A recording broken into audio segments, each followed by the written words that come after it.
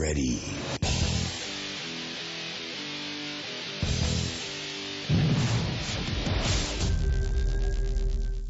Have you seen your local club attendance go down during the past few years? Are you concerned about the direction of the decline and feeling pressure to find new ways of attracting hunters to your events? Help may be on the way. There is a success story out there about a newly formed Appalachian Beagle Federation and its positive impact on a 9-member coalition of clubs. Perhaps this is a model that can be copied and used in every region of the country. Today we'll hear from John Hill about his 40-plus years in field trialing, what it was like to endure a year-long battle with hunters from Pennsylvania and West Virginia in pursuit of the Hound of the Year race, and his efforts to qualify for the top 16 hound runoff in the brand new Appalachian Beagle Federation, and a whole lot more. Help me welcome John Hill to the program. Well, hey John, how are you? Sam, I'm doing great. How about yourself? Well, I can't complain. I'm super excited to talk to you. John, I've seen you over the years, but I don't know that we've ever actually sat down and had a good conversation before, so I'm super excited to learn about you. Probably passed somewhere, but we haven't sat down. Well, this is great, so I'm super excited about it. But before I get into my list of questions here and topics, John, could you just tell us a little bit about yourself and how you got into rabbit hunting? Sure. Well, I'm a semi-retired safety supervisor that has worked in the oil and gas since the early 80s, and I've always rabbit hunted. Never had any registered dogs, and I really never had any dogs at my house, but I grew up with a lot of coal miners, and they always had a hound or two. So that's kind of how I got started. And then I think it was in 85, 86 time frame, they put an ad in the local paper. They was starting at the time, I thought it was a rabbit hunting club here in Taylor County, West Virginia. And when they seen the ad, I showed up to the first meeting and was kind of led into this sport. But at the time, I thought it was just a bunch of fellers was just going to meet and go gun hunting, because that's what I did back in those days a lot. Mm-hmm. Well, lo and behold, it was the starting of the UKC Beagle program here in the state of West Virginia, and I think the Taylor County Club was either their second or third club in West Virginia. I could be wrong, because that's, like I said, that was in the middle 80s. Wow. But anyhow, met an individual, and we got kind of started, and that's how my trialing career, and I guess, started, was in the mid-80s. An individual by the name of Marshall Collins is the one that started our club, and we had that club probably, I became president after about, 10 years later, and was kind of president till the last day it closed. It was just, the membership goes up and down, and mm-hmm. it got down to where it was just too much hassle, not enough help. So we shut the doors and passed out all the money to all the local rabbit hunting clubs, and we donated some to the church there where we used to meet for field trials. But that's how I kind of got started in the field trial and the Beagles, UKC-wise, anyhow. John, you've been doing this for just the competition part for 40 years. Yes. I sat on the very first, I'm pretty sure it was the very first rules committee that UKC had. And that was back, because the Beagle program came from the coon hunting world. Mm-hmm. And, trying to incorporate the rules from the coon hunting world into the Beagle world and everything along that line. So it was probably late 80s. I don't think it was the early 90s yet when UKC had their first rules committee meet up there at their headquarters in Michigan. So they flew me up there, and they was representatives from all around the country, and we sat down and went over a lot of rule proposals. So you can just imagine getting people from all over the country in the same room to agree on anything. It was an all-nighter. I bet so. First one. I bet so. Well, as you started out in the Beagle world, who had the biggest influence on you? If you look back now, I mean, it could be more than one person, but who are some of the people that really impacted you? Late Del Prunty was probably the biggest influence on me. Like I said, I joined that club, but I never really went to a field trial until probably about a year or two later. Just like anything, I thought, well, I don't have good enough hounds, or, my dogs just, back then, they really wasn't UKC registered hounds, and some of them was AKC that come over, but Dale Perney took me to my first field trial, and I was racking my brain, and I think the other individual's name was Sam Wilson. They're both deceased. And I was in a cast, my very first hunt, I was in a cast with both of them. Now, Sam, we was out there, and, I was a young boy back then. I didn't know anything about field trialings. I never struck that dog any time during that day, but when we got done, they told me I won. So they hooked me.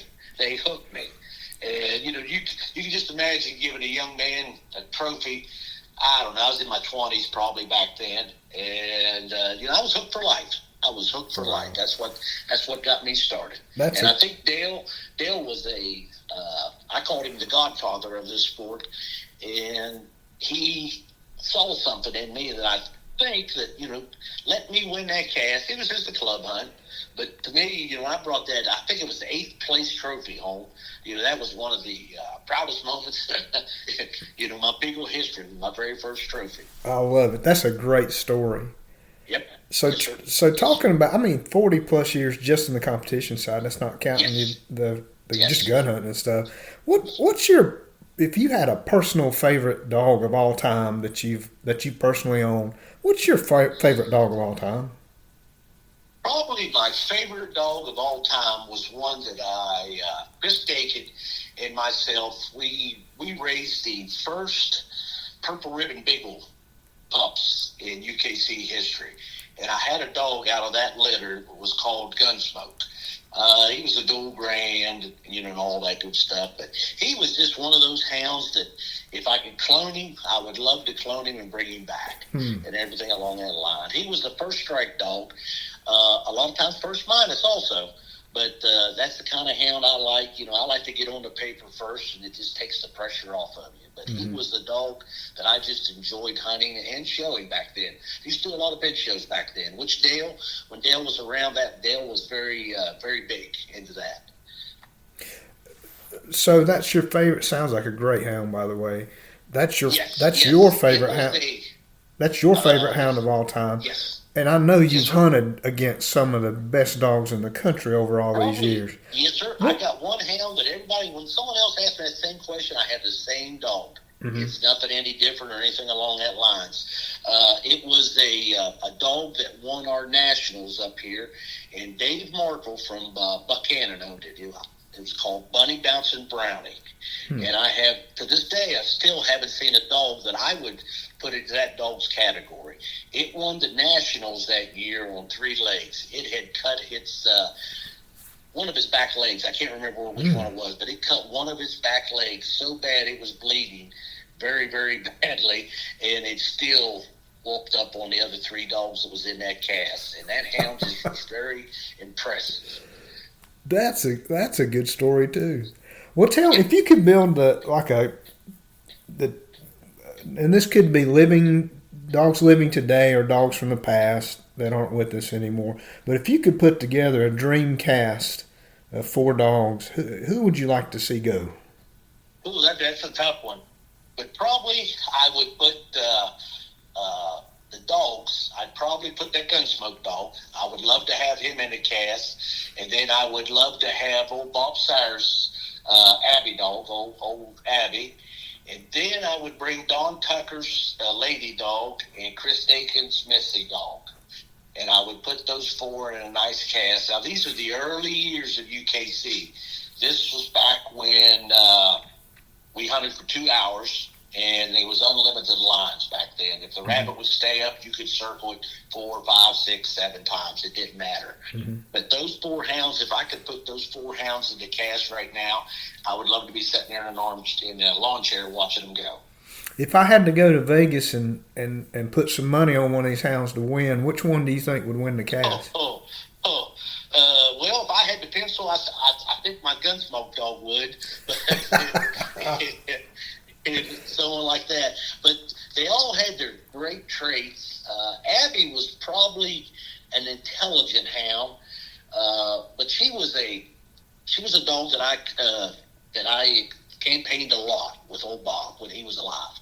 And Abby's was a hound that you could turn her loose, and 5 minutes later, I knew whether I was going to win or lose that cast. She was very moody female, but if she wanted to go, it seemed like she was unstoppable. Now, old Tucker, Don Tucker, he had a dog that was just a pleasure to gun hunt, and lady. And if you blinked your eyes, she would sneak in there. She was about a 12.5-inch beagle, but she was a very clean, no-nonsense hound, and that would slip in there and just watch you if you wasn't paying attention. Then Chris Dakin, that's where a lot of my old bloodline that I used to have come from. He liked the bigger dog, and he was like me. He liked the fast ones back then.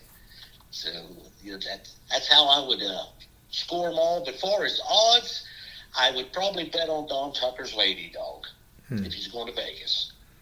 Nice. Well, John, you mentioned some differences in the cast back then, the time difference now.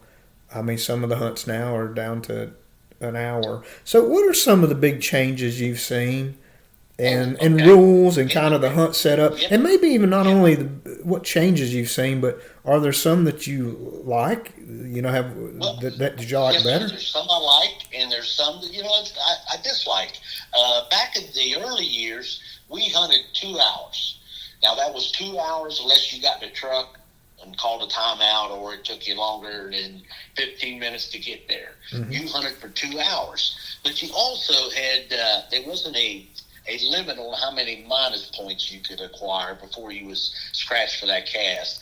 And in those early years, there was a lot of guys that would be 300, 400 points in the hole and just stay in there, and there's no chance of coming back.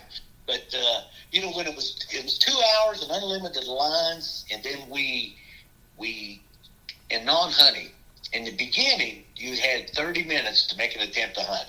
And that's way too long. But that was just where we started within the Beagles. So then we cut the 30 minutes of non-hunting to 15. And now we're down to 5. And that's probably not the best where you can set it at. And we even put another little amendment to the 5-minute rule, which 3 minutes you take 100 minus points, and then if you're still not making an attempt to hunt 2 minutes later, you are disqualified. It's got me a few times. 5 minutes is not very long when a judge is looking at your hound and standing fairly close to you. Mm-hmm. So that's some of the rules that we went through to get there. In the early years, was just like the coon hunting. There wasn't a winner's pack at the beginning. You just had to be the high scoring dog to get a champion win. Then we went to a $4 winner's pack, which was very, very good. But it added a lot more time to the hunt because you had to run a 2-hour cast, and then the top 4 went out again for another 2 hours, and it was an all-day affair back in the early days. And then if you had your May, June, July, August hunts, it's hot. Mm-hmm. And a lot of hounds got scratched back in those days. And then in the early years, no one had any champions or grands, so it was hard to get up into that champion and grand category. Mm-hmm. It's a lot, I hate to say it this way, but it's a lot easier nowadays. You pick up 5 cast wins and your dog's the champion. But now you got that young hound that's a year old that's won 5 casts that year. You're into a category where you're going to run against grands also. Mm-hmm. So that's a lot of the rule changes from the early 90s till today. Great history lesson. Thank you, John. Yeah, no problem. Well, tell me about a favorite memory. Something that just really, when you think about all these years of hunting, what's a good memory for you? Well, we was in a field trial here at Taylor County Beagle Club. And I've been thinking about this because I had 2 or 3 stories. And I could tell them all, but for time and everything like that, I narrowed it down to this one. I was in the final winner's pack with I can't remember the dog, but Bob Sayers and Dale Turney was sitting on my tailgate, and they was just spectating. And we was out there and everything along that line, so we ran our cast, and I ended up losing. And I'm walking to the truck, and, my old buddy Sowers, if anybody's on here listening that knows him, they know how he likes to pick on me. And Dale was just as good at it as Bob was. So they asked me, said, hey, how'd you do, John? I said, well, I didn't do very good. And, I said, I got beat. I said, I got beat and all that good stuff. I said, well, let's load up and go home. And Dale starts laughing, him and Bob. And I'm asking them two old gentlemen, I said, what's so funny? They said, well, if we was judging, you would won. And so I asked him, I said, what are you talking about? We was running into a very thick area, and we was chasing a rabbit, we thought, but come to find out it was a house cat. And the judges and none of the guys in the cast saw the house cat, and we scored a circle points cast on a house cat. So, that's just kind of the things that happen when you turn loose that you couldn't predict. But my dog was in on it too, don't get me wrong. My hound was in on it too. But I come in last on the house cat. Well, I was going to ask you what the craziest thing you've ever seen while you've been out hunting. That might have been it. I don't know. Do you?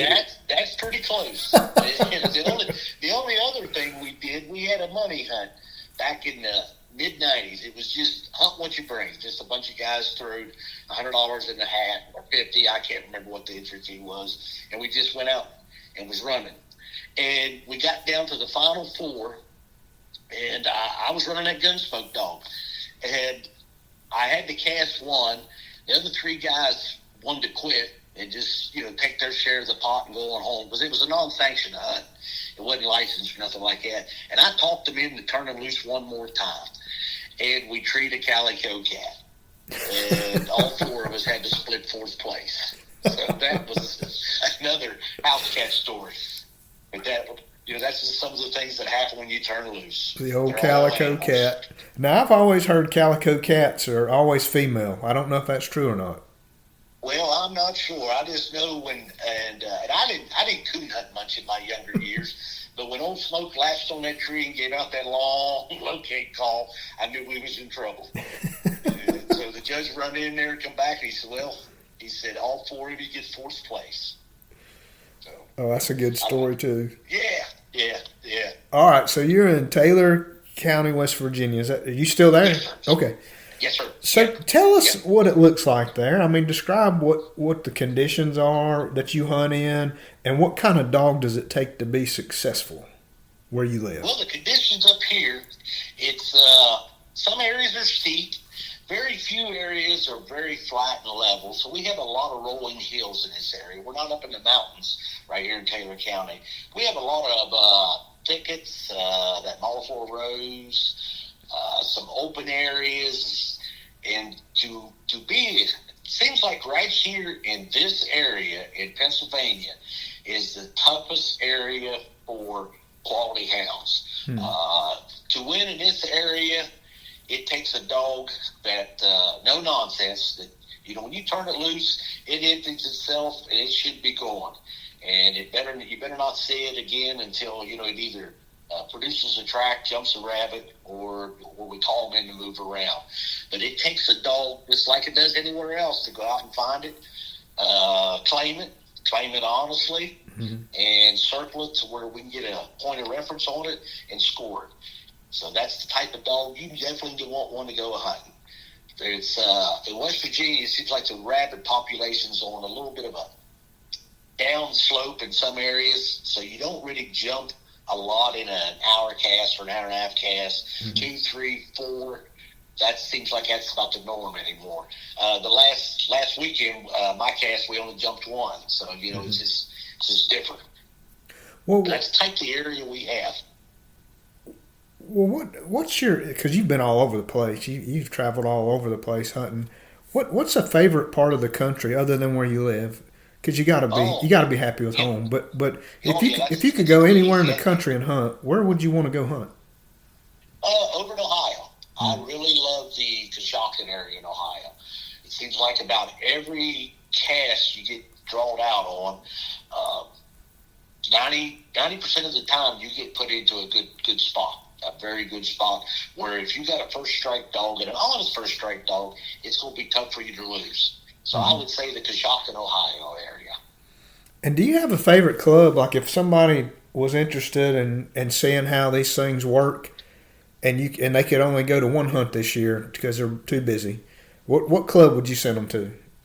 Well, look, sometimes small club hunts, if you just go there and meet a few people, those are.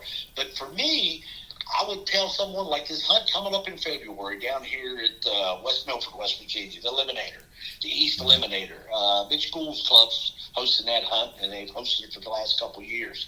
But if you're going to go there to watch and possibly get into it, that would be the club I would recommend them to going to. Or if you're up in the Pennsylvania area, I would probably go to Wind Ridge. It's a kind of a small, medium-sized club, but this is some real good people that work there and put that club on, and they're very nice to deal with, and they help you a lot. So that's the two clubs I would recommend, one in West Virginia, one in PA. When you're competing, everybody wants to win, but is there somebody that you like to beat just a little bit more than everybody else? Well, I have two. I have two. And I'm sure when both of them listen to this, I'm going to catch a little grief from it. But I think I can handle it. They're probably both of them about 50-50. I wouldn't put one of them ahead of the other. One is old Jason Vandergriff. I love getting in a cast with him, and we had a long, drug-out battle this year in the ABF, and I'm sure we'll talk about that later on too. Mm-hmm. But we had a lot of fun. And in the PKC and ABC side of this would probably be Ron Hatt. Those are the two gentlemen that if I get drawn out with and I somehow pull out a win, it's just it's like the icing on the cake for me. And I'm sure when either one of them hear this, they're going to probably razz me a little bit. Oh, I bet I'll so. see Jason Saturday. That's fantastic. That's a good choice right there. So who's the best judge you've ever hunted with? Somebody you just you really respect. That they're going to do a good job. You trust them with your kids going out with them, getting a good fair shake. Okay, well he's deceased, and that was old Bill McFarland. Was probably one of the toughest. Keeps his nose to the rules, to the letter. He was one of the most fairest, strictest judges that I've ever hunted with or under. And then the ones alive right now, I'd have to put old Roy Swafford at the top of the list. Mm-hmm. I've seen him judge and laugh and have a good time, but he kept control of the cast. Mm-hmm. And that's probably the worst mistake some young judges make, is they lose control of the cast. Mm-hmm. They're in charge. That's good. And everybody has problems, and I don't know if you do, but I bet you do every once in a while. But if you ran up against a hound-related problem and you needed some advice, and you could only call one person, who's going to be your person? Well, one person, that's kind of a tough one there. And would probably be my kennel partner, old Ron White. He's a few years older than me, but he's very level-headed, and he studies the rules a lot. And me and him kind of discuss things, and I've been wrong more than I've been right when I've taught him or talked to him. So that'd be Ron White from Buchanan. Okay. What do you think the biggest challenge is for future hunters? For field trialers, is not knowing the rules, and it's awful to say that, but it's no matter what sport you're going to do, you need to know the ABCs in the sport. Mm-hmm. Then go out with a few friends, and what I tell all new guys or gals that want to get into this, they can come run with me on the weekends anytime they want to. And a lot of times, if they do that, I give them a scorecard, and I said, listen, judge what you see, not what you want. And just go through each scenario, because you can practice and you can read, but until you get out there and try to apply these rules to that running situation, every situation is just a little different. Mm-hmm. That would be my advice I'd give to young hunters getting started into this sport. That is great advice, by the way. Fantastic advice.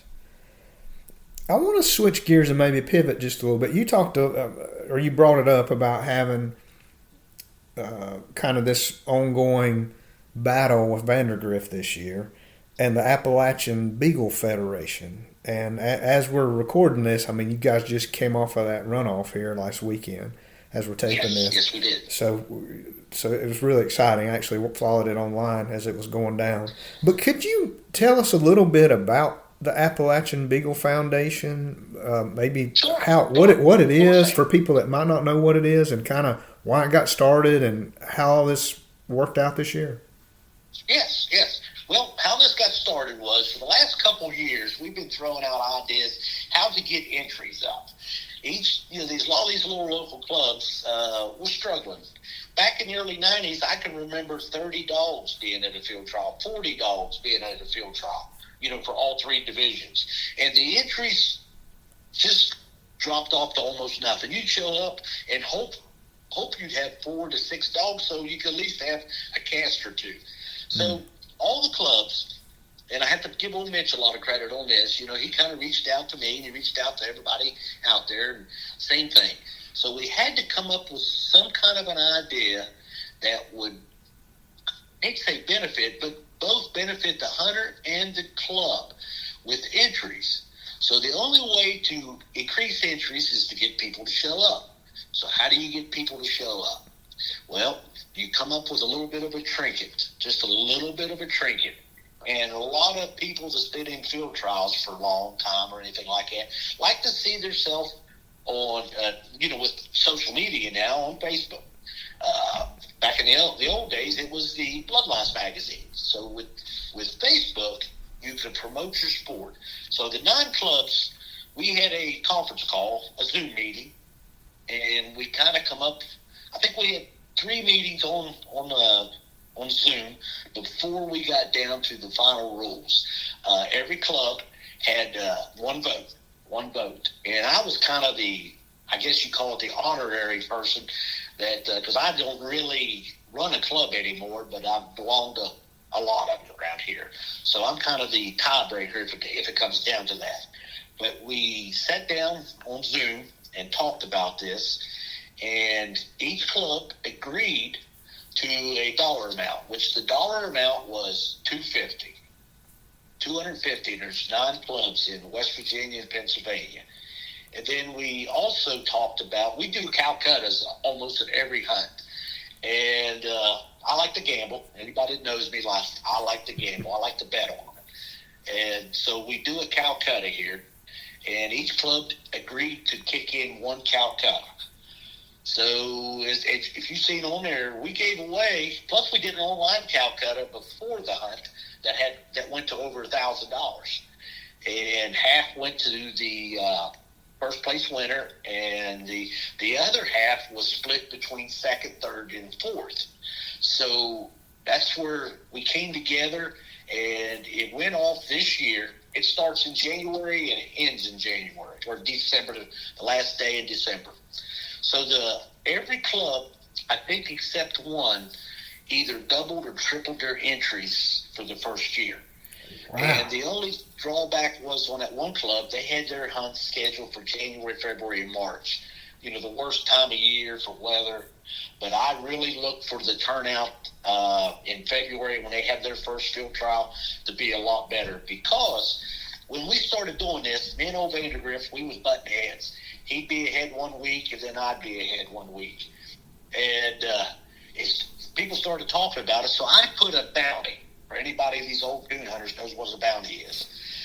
We set up in county, and I started up there. I said, anybody that draws Vandergrift and beats him gets an extra $20.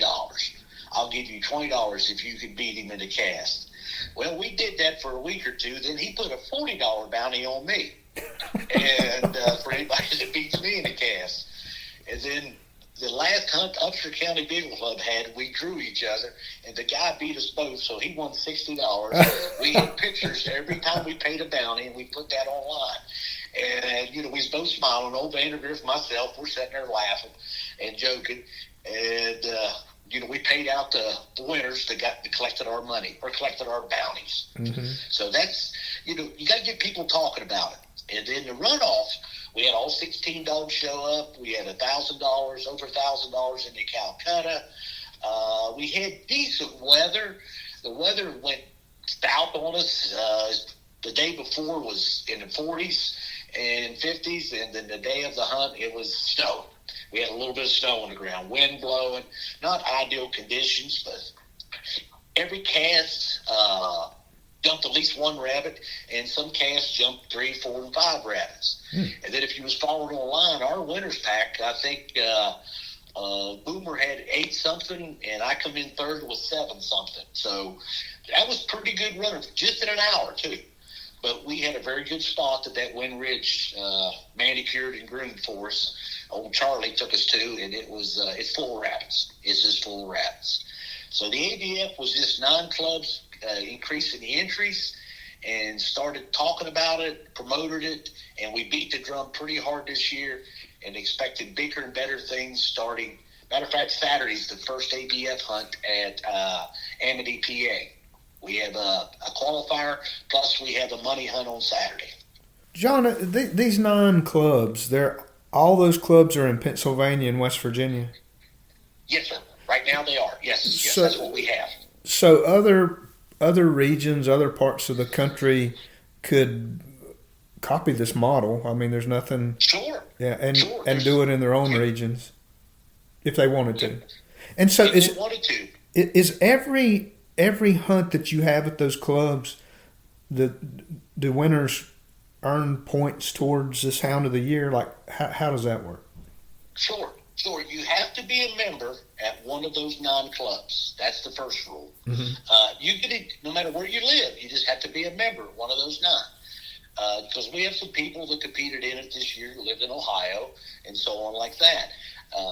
Then after you join the club, any licensed UKC hunt where you would do a receipt that you would send into the UKC's office, if you win your cast and you get put on that receipt, you get 1 point.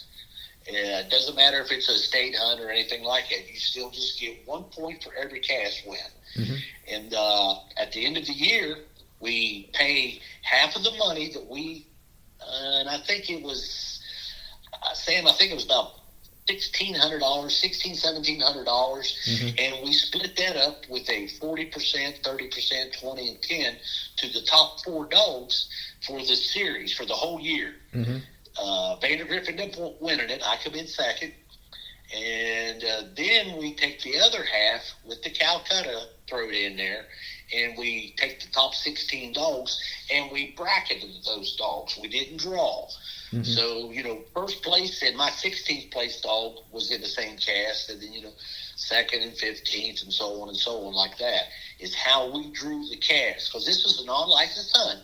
So mm-hmm. It's nothing, we just used UKC's rules.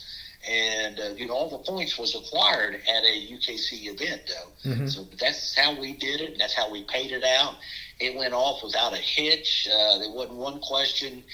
And I don't really think there was a question any time this year. If it was, I wasn't involved with it or didn't hear of it or anything along that line. And, because when everybody's afraid of if you run for money, you're going to have big problems. But if you see some of the other registries, they're starting to run for four-wheelers, side-by-side, pickups, and some big cash prizes, too. And I just don't hear of it or see it out there, anything along that lines. But this ABF really helped West Virginia, Pennsylvania grow their entries. I got a couple follow-up questions. So do you think Vandergrift beat you because he offered bigger bounties? No. He's in kennel partners with old Mitch, and I get along with all those guys, and I pick on them, and they pick on me too. But now they do have some quality hounds. I have my kennel, one of my kennel partners. I got 2 kennel partners. Old Dave Masucci from Pennsylvania. He has a lot of the bloodline that goes back to Spotty Beast and that type. Oh, yeah. Dave doesn't care too much for the field trials. He comes and watches and all that. But he keeps the hounds run up for me and basically field trial ready and everything along that lines. So that's but Vandergrifts with the heat 'em up dogs, they're very, very tough. I think they was 2 out of 4 And we had 3 6-pack dogs in there too. So Heat 'em Up guys had 3, maybe 4, and I had 3 dogs in it. But there was a lot of dogs that had beat me that was in that top 16 also. Mm-hmm. And I know if Vandergrift was sitting there, he'd say the same thing. Our win-loss percentage, Sam, I don't know, 30, 40% maybe. And that's good, I think. Mm-hmm. You're not going to win them all. Mm-hmm. You're not. Well, I wanted to ask you about that because if they're, I don't know the math, but if there are 9 clubs and each club's going to have X number of hunts every year, you have a limited amount of opportunities. But I'm thinking I heard Mitch say that maybe the top dog had to win 20 or more casts. I won 17, and I think Jason won 20 or 21. Wow. But yes. And, now, if you go out of state to Ohio, those points don't count or anything along that line. That's right. But just the state hunts here in West Virginia, the state hunt in Pennsylvania, all the NHBA sectional hunts, and all the club hunts. So what this was created for was to make make it available for people that, just like you said earlier, I've traveled a lot. I've been, all over the country with these field trials in 40 years. But a lot of individuals don't have the money to do that or the time. So this is created to where you can win a prestige award here locally. And I think if you do the miles, maybe 2 hours from the furthest club to the furthest club. Mm-hmm. We're pretty fortunate where Jason lives and I live. Within 45 minutes to an hour, we could be to almost every club. So, I kind of live in the central location area of these clubs, so it makes it a little easier for us. But that's what we created this for as a group, and this is how we promoted it as a group. So a couple of things. The online Calcutta, did Allison Merritt do that? Yes, sir. Yes, okay. Sir. She did a great job. Yep. Well, give a shout out to Allison. She's helped on several different things that I've seen over the past year or so. Mm-hmm. So thank you, Allison, if you're listening. The winner of the runoff. So there's 2 different things. There's kind of the Hound of the Year, which I think really rewards that consistent cast winner, that dog that just goes out there and handles business. And then so you qualify that top 16 dogs for the runoff. And then you come together for this big loser leave town match.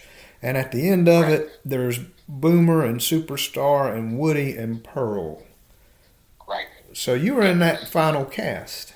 Yes, I was fortunate enough. My cast, we only jumped 1 rabbit. Mm-hmm. And I just happened to get lucky enough. Now, I know Vandergrift will say it was otherwise, but I got lucky enough that my Woody dog jumped the first rabbit and was able to run up front on that first track. And that's the only rabbit we jumped in an hour. So that was, I don't want to say an easy cast, but it was a lucky win. Mm-hmm. That was one of those one rabbit shootouts. But when we got the top 4 dogs, and we was, and like I said, Sam, I'm a gambler, so I kind of went to the other 3 handlers, and I said, listen, here's what the payout's going to be. $1,700 for first, second, third, and fourth is going to win $140. And, which if you think you got that first place dog, you go for it. So we agreed to split we added all the money together and we split it equally 4 ways. And then we went out and run off for the bragging rights. And the Boomer dog come out on top. Tell us about that cast, because when I was listening to again, Mitch describe the conditions up there and seeing the pictures, watching the pictures online, it sounded kind of tough with that wind and the snow and the it's cold. I mean, it's tough. The wind was blowing, but the rabbits was out and cooperating. We had a couple split tracks, and anybody that's been in Beagle world, split tracks, you either win or you lose on them. And the 2 dogs come up short on the split track, and the other 2 dogs come out great on the split track, which I happened to be on the great side. But as the hunt went on, the cream does come to the top. Mm-hmm.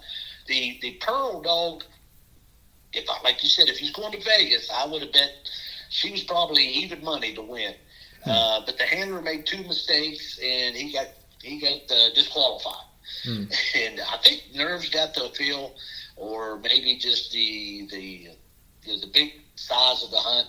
I don't think it's because there's a lot of people out there, but I don't know if that got to him or whatever. But he made two mistakes, so he went from first to last, which and I was probably third place dog in that cast, unless something really stupid would happen. But the Boomer dog did the best, come out on top, and was our runoff winner. And Vandergrift come in second, I come in third, and the Pearl Dog come in fourth. Mm-hmm. But we agreed to split the money beforehand, which makes it a good payday. And that's what we did. We just went out there and ran off with the bragging rights. John, sell this to the rest of the country. I mean, to me, it just sounds like a really good idea. And you guys put together this model. It brought you a lot of success by way of, and measured success, because you can measure it because your entries. You said some of these clubs doubled their entries, if not more. Why should other parts of the country consider putting together a federation like this where they live? Sure. Well, the first thing you need to do is only get one person from each club. Sam, it seems like if you get 2, 3, 4 different guys, you're not going to accomplish anything. And then you can do it on Zoom. That's what's nice, nowadays. Mm-hmm. It doesn't cost nothing or anything like that, or you do it through Messenger and get on there and, get a list. Get a list of your clubs and talk about how many entries you had for that whole year. Now, look at your area, how many beagle clubs you have in your area, how far of a distance you have apart, and things along that lines. Like the rules we come up with was very simple. They're on the Federation page. We don't have no copyrights to them or anything like that. You can take them, tweak them, add to them, take away anything that would benefit you. But if you promote it, especially on Facebook, TikTok, or whatever you want to use, you can get the message out there and take photographs. And like I said in the beginning, everybody loves to see their smiling face standing behind a quality dog winning a cast, even if you only won one cast. I think Mitch did a count, and I don't want to quote me on a number, but I thought we had over 1,000 casts out of all 9 of those clubs for the whole year. And that is so I think Wind Ridge even drew 60 dogs, and Upshur County drew 60 dogs. That's total dogs for that two-round hunt.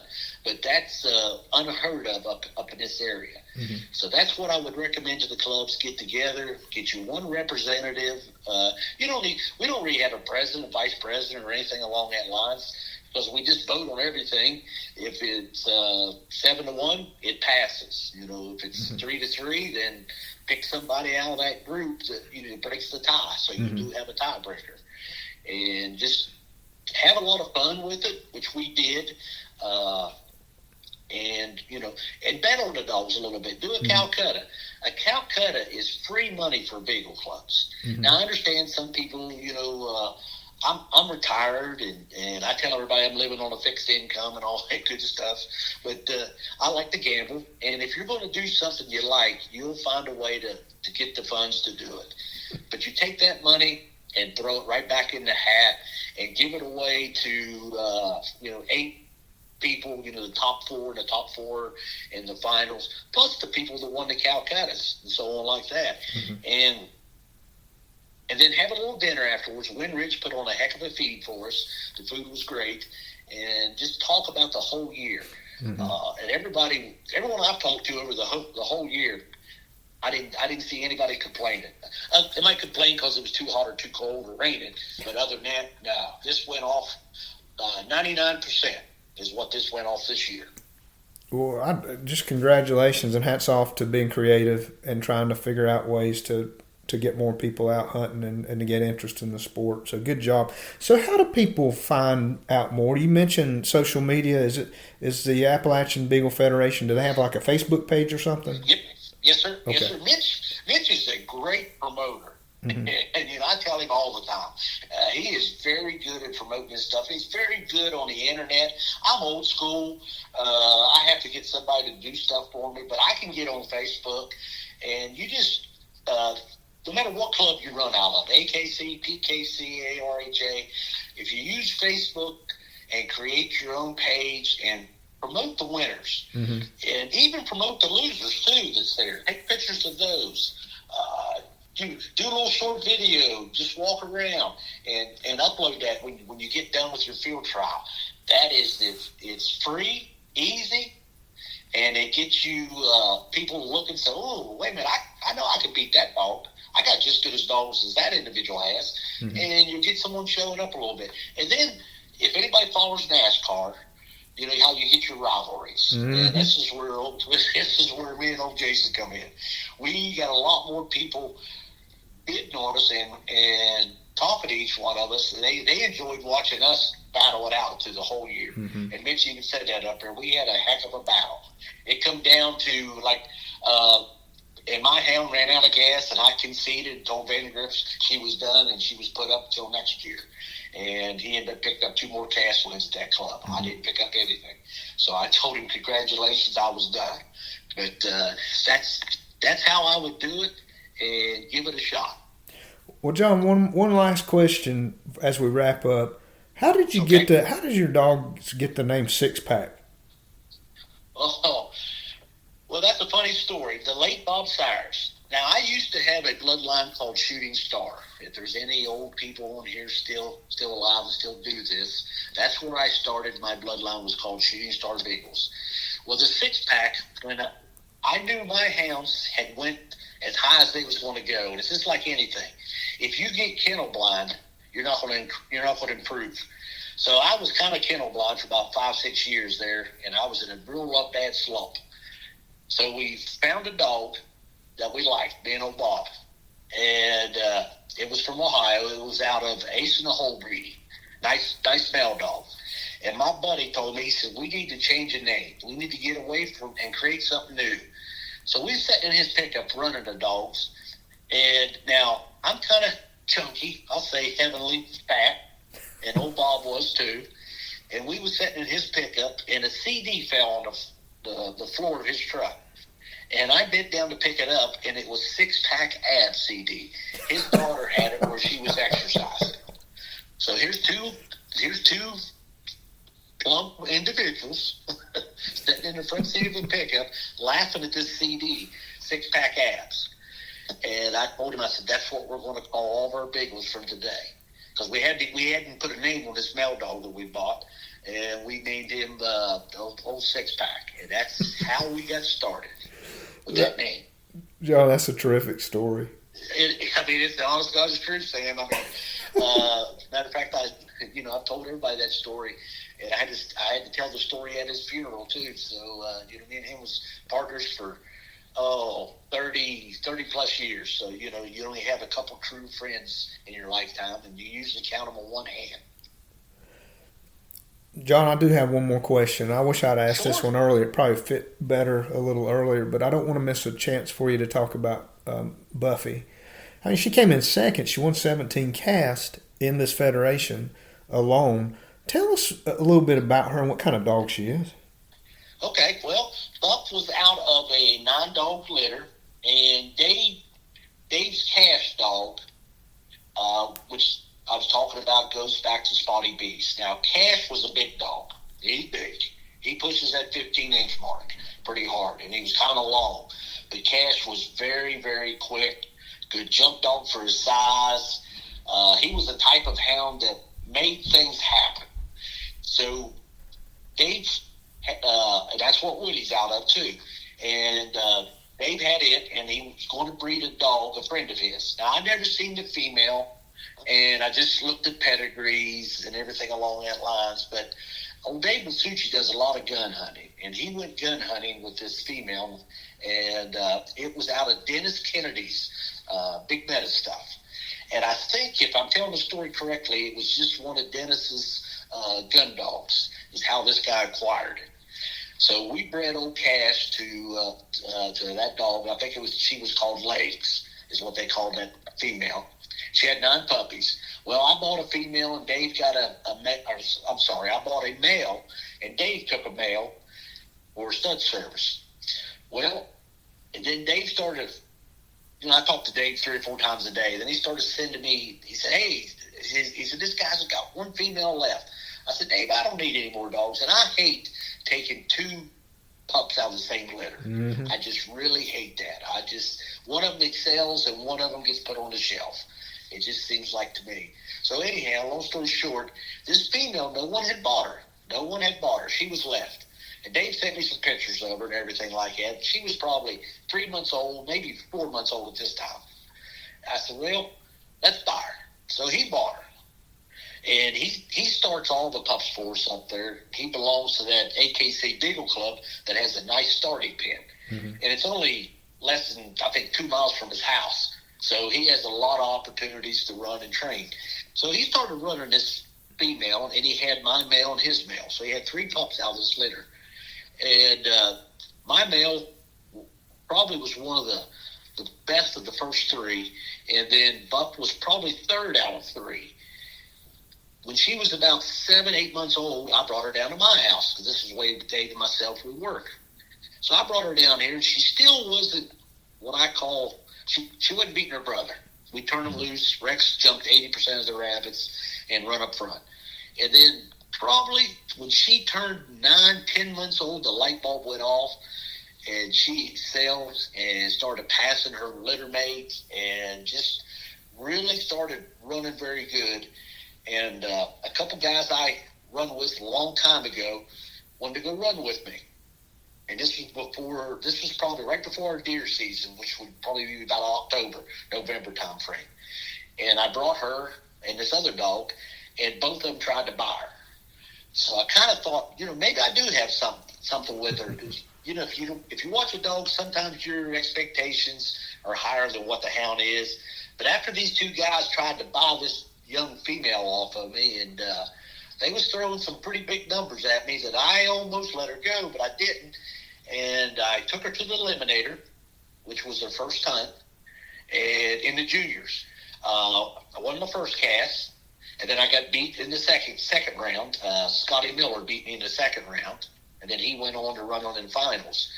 And I brought that same dog to the Eliminator the very next day, and I end up winning my cast and qualifier. Mm-hmm. And I thought, right now I got 2 cast wins out of a young junior dog. And so I started putting her in some field trials. I took her through registered very quick. 5 cast wins, you're a champion. I took her to the Nationals, placed her 4th in the junior division. I had a very good year with her.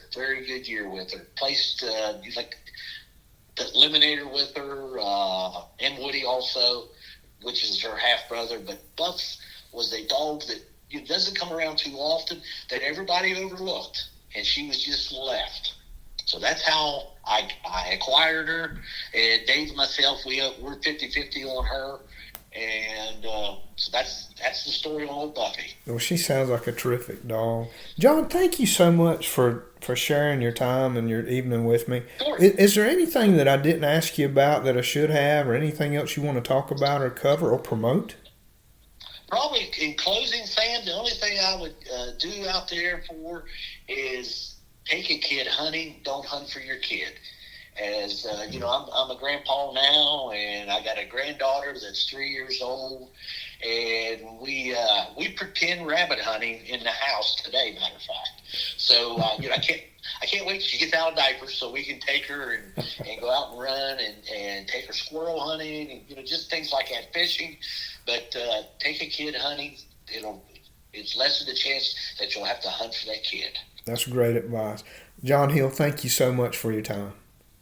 It's my pleasure, Sam. I appreciate it. Thank you for listening to Buff in the Rough. Remember to like and subscribe if you want to be notified when new content is available. And please send comments and suggestions to buffintherough@gmail.com.